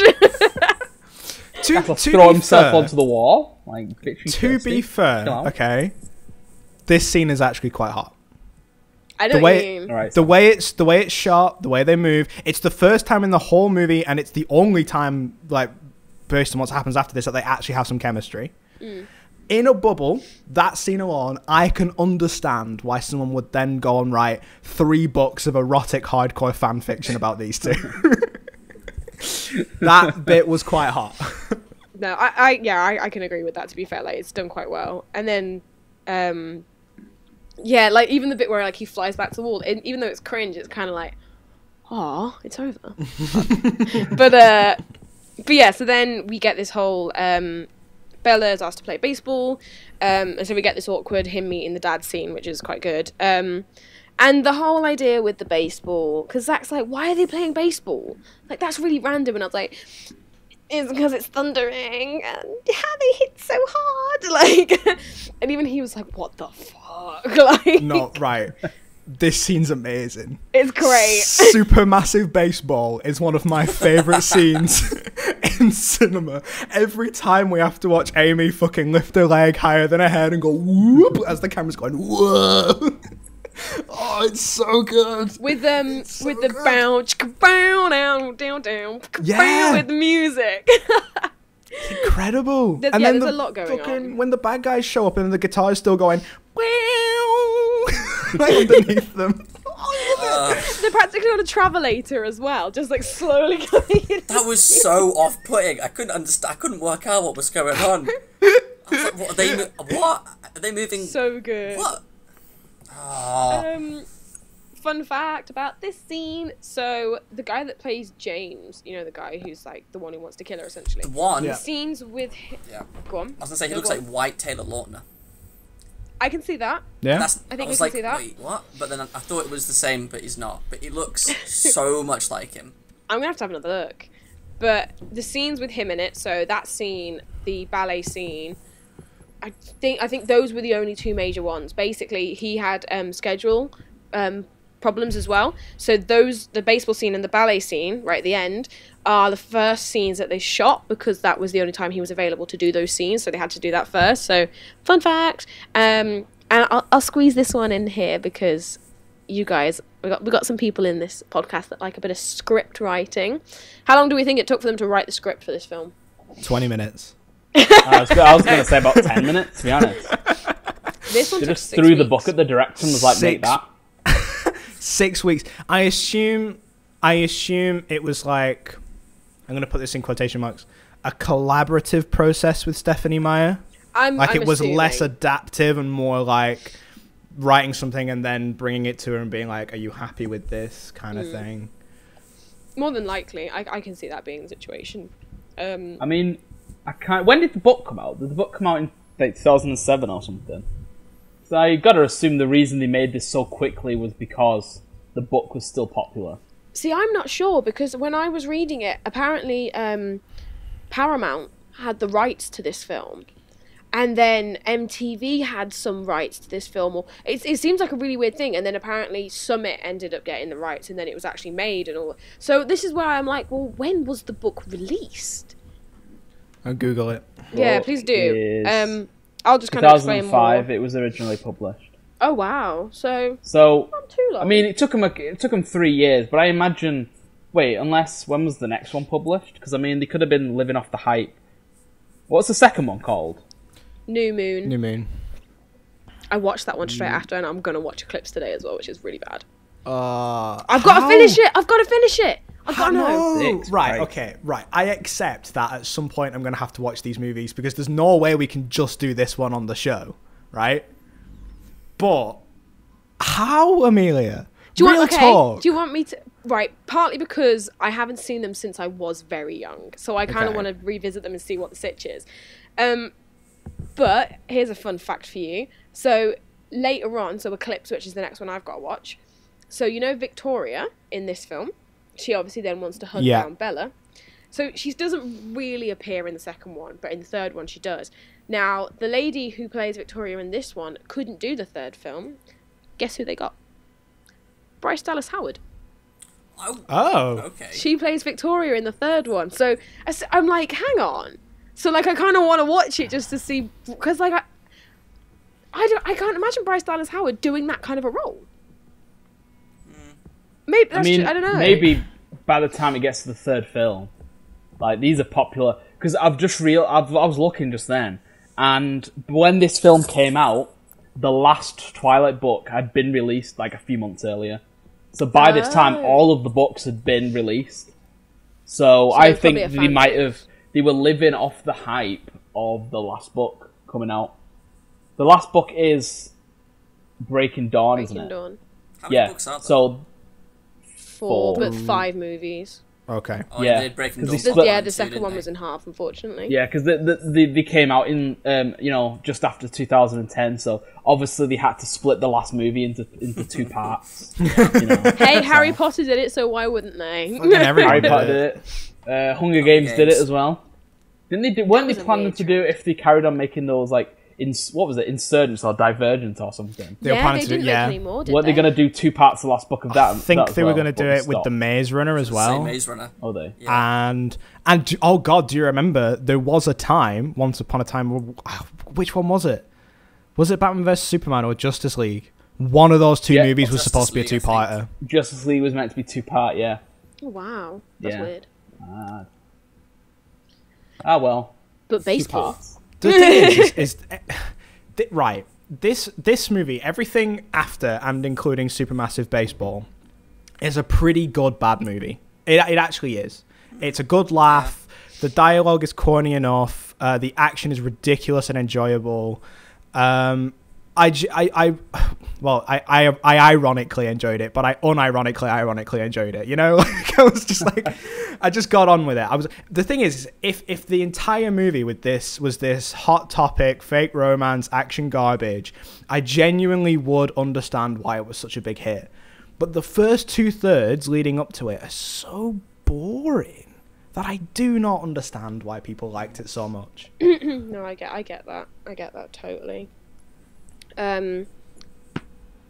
So like I say, we've had this ridiculous baseball situation with the villains, and obviously James gets a scent, I'm guessing, of Bella and wants to kill her because apparently he's in love with the chase and all this nonsense. And I feel bad for Charlie right in this scene because, like, you know, just got his moody little bitch ass teenager back. She's like going off with this lad every day, I'm assuming.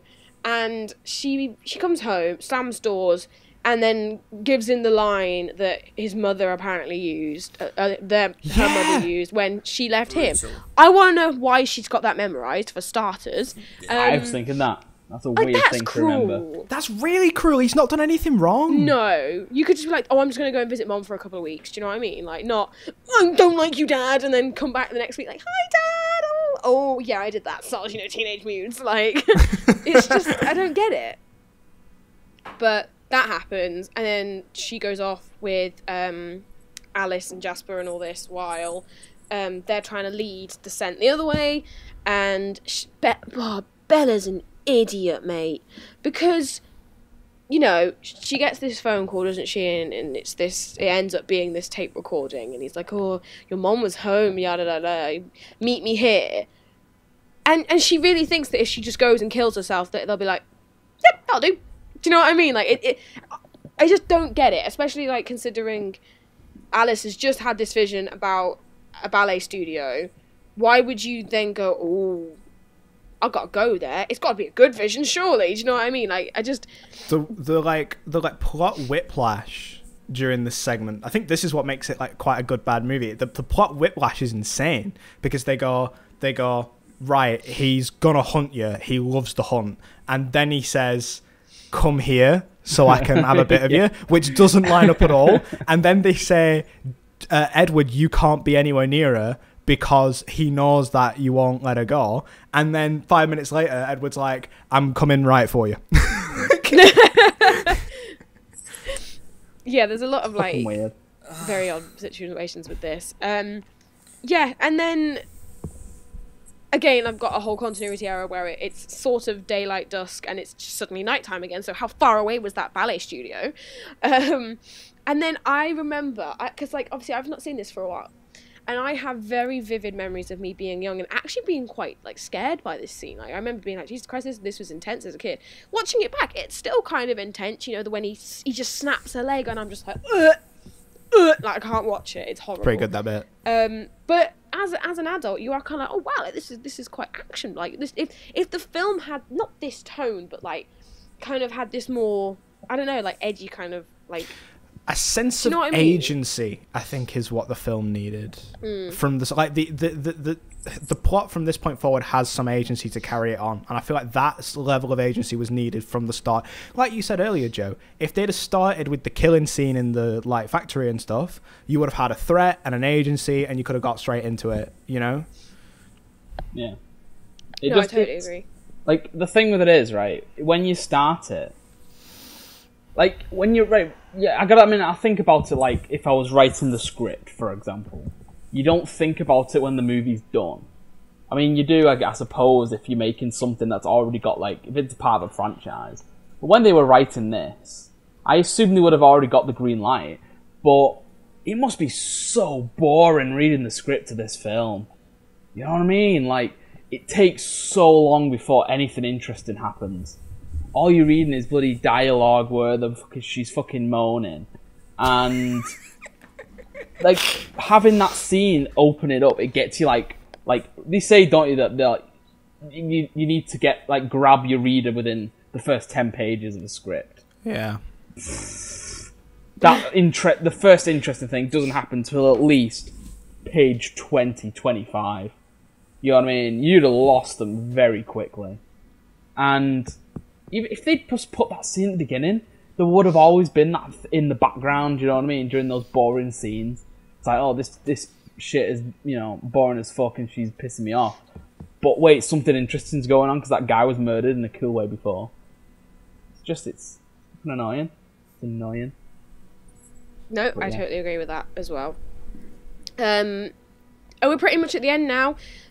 Bella obviously gets bitten, and then there's this whole fight scene, and the guy's like torn apart and all this, and Edward has to make the sacrifice and has to kind of drain the toxins out of her blood, otherwise she'll essentially turn to a vampire. And then it kind of just cuts to her in the hospital, and he's fake sleeping, which always, like, Zach was like, hang on to it. He's had to like sit there and pretend to be asleep. Like, that bit makes me chuckle. I mean, he just really doesn't want to talk to Bella's mum, really, does he? Yeah. He must really hate his in-laws that much that he'd rather pretend to be asleep in a hospital than fucking What a talk to her. I mean, we've all been there, right?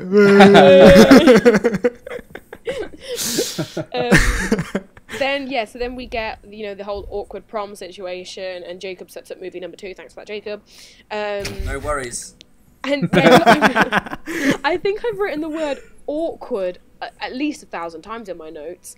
So then we just kind of get this whole, like, turn me into a vampire, kiss on your neck, lol, joke, got you. And then, like you say, we have Joe's favourite scene with the black and white Victoria's watching, walk away, bound. So weird. The change to the music is so bad. Yeah. Like, it's so dramatic, and then all of a sudden it's like, then I turn around, it's like, fuck, like, threw me off. Like, it literally threw me off. I was watching, like, what the fuck's going on? Then it goes black and white and ends, and I'm like... And again, it was so, like, on the nose, because, like, seeing the back of her and seeing the coat, I was like, oh, it's the girl on that didn't get stopped. Cool, that's an interest. And then she turns around and she's like, it's me, surprise. And I'm like, take off yeah, my I hair. knew. But yes, so that is Twilight, everyone. I apologize in advance. Were they were they planning on making a whole, like, all of the books, or were they only planning on making one? They have to have done. Is it going to be one of those things where, like, if it had bombed, like, they've set it up and they're like, if it does well enough, then we're going to do the rest of them, and then, like, bit like with with that Dracula Untold, where suddenly he's young and in the modern day because they were meant to do Dark Universe, and, like, now you just kind of have this awkward setup for another film that doesn't happen. Like, I feel like that could have very much happened with this one. I want to do Dark Future Universe ending, stuff on this show so badly, you know. They, like, tried to get that started, like, 3 times and failed every time. We'll have to touch on it at some point. Oh. Sorry, you were saying something, Joe. I talked over you. Oh, no, it's thingy. It was, I was just saying they did a Back to the Future 1 ending, didn't they? They're like, if it doesn't do good, it's fine. It'll just be a nice way to end. Like, whoa, but no, it's not. But the thing is, it's like in this movie, Jacob isn't, like, a character at all. Like, he doesn't get involved. There's nothing. He's he's entirely just sequel bait. That's all it is. But I think we got to remember, okay, so this movie was made in a post-Harry Potter universe, early 2000s, right? Where so many fucking things had sequel hooks, and, like, do you remember that Musketeers movie that came out and ended on a cliffhanger with Orlando Bloom? The one with 4 Musketeers? Yeah. The one with Percy Jackson in it? Yeah. Okay, yeah. That ends on a cliffhanger because they were convinced they'd get another one. And, you know?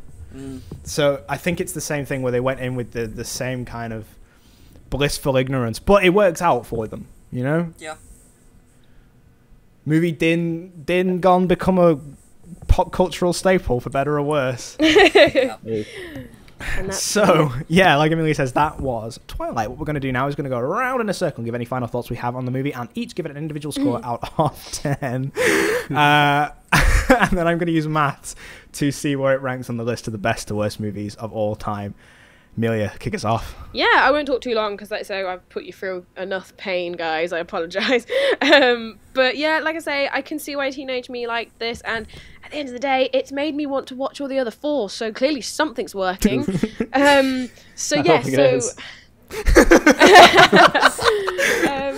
yeah, for me, I'm gonna give this movie a 6. Fucking hell. Sorry. Okay. Oh, God. All 4 girls out there. All the weebs. Throughout this, I've been trying to work out how to rank this. I'm like, well, it was such a nothingy movie. If you watch it just as Twilight, you're like, right, what happens? Right, nothing, really. Like, I feel like if they wanted to make a modern day, vampire falls in love with a teenager, make it a TV show, which they've done hundreds of fucking times. Yeah, Vampire Diaries and stuff. I watched that as well, sorry. I'm not surprised. But I haven't read the book, so I don't know how much of a good adaptation this is, but I feel like you could make a much better movie out of the idea of someone being a vampire in the modern day than what than this fucking... I hate it. It's not good. Fucking 3. 3. Joe. I mean, right. I was gonna score it really low, but then I saw that scene where he fucking smells her, and it made me laugh too much. So I gotta give it points for that. One of the issues I had with it, right, and it's a really minor issue that hardly comes up, is the whole logic behind turning into a vampire in it. The whole Venom thing. Like, it's really plain and boring. You know what I mean? Yeah. It's like, oh, you turn into a vampire because they bite you. Maybe it's Venom. Maybe not. Like you were saying about the Vampire Diaries before. That's got a much more interesting way of becoming a vampire in that Is that the one. one where you've got to then taste, eat the blood of the person that turned you, or so? I can't. Yeah, really so remember it. you have to. I mean, Beth has been watching it again, so you know she's a Big big up, fan of that. So she explained it to me, and it's so much more interesting. You have to drink the blood, and the blood can save someone's life. But if that person dies while the blood is in the system, then they become a vampire. And then they have to then drink the blood of a person to then stay a vampire. Or if they just wait 24 hours, the blood goes out the system and they're fine. It's different enough, but not too different, and it's not, it's original. This is just there's a bit of venom in you. It's like when you get stung by a snake, and you gotta. I was gonna say a bee, but yeah. Have any of you heard have any of you heard the song "It Won't Suck Itself" by Steel Panther? Oh god. No. Oh, it's amazing. It's about so a guy gets bit on the dick by a rattlesnake, and he goes around asking people to suck the venom out of his dick. Oh man. What I'm curious to know if that's like an actual pickup line in somewhere like Arizona where snakes are an actual threat. Just going into a bar like, I've been bit on the dick. It won't suck itself, wink wink. And get fucking psh. But oh yeah, back to my rating. I'm gonna give it like, yeah, I'll give it a 3 as well. 3. See, his face made me laugh too much. If I ever met him, I'd ask him to do that face. No, I wouldn't. I'd maybe do it when he walks in the room. It's like, this is Robert Pattinson. Fucking have to endure it, you know what I mean? He'd love you, I'm sure. He'd stand up and leave. So this movie, it's so bad. It gets like everything wrong. It's disgusting to look at, like constantly. There's like camera movements that give you a headache. Do you know what? There is no graceful way to do a crash zoom, is there? It's always going to be funny. Be funny.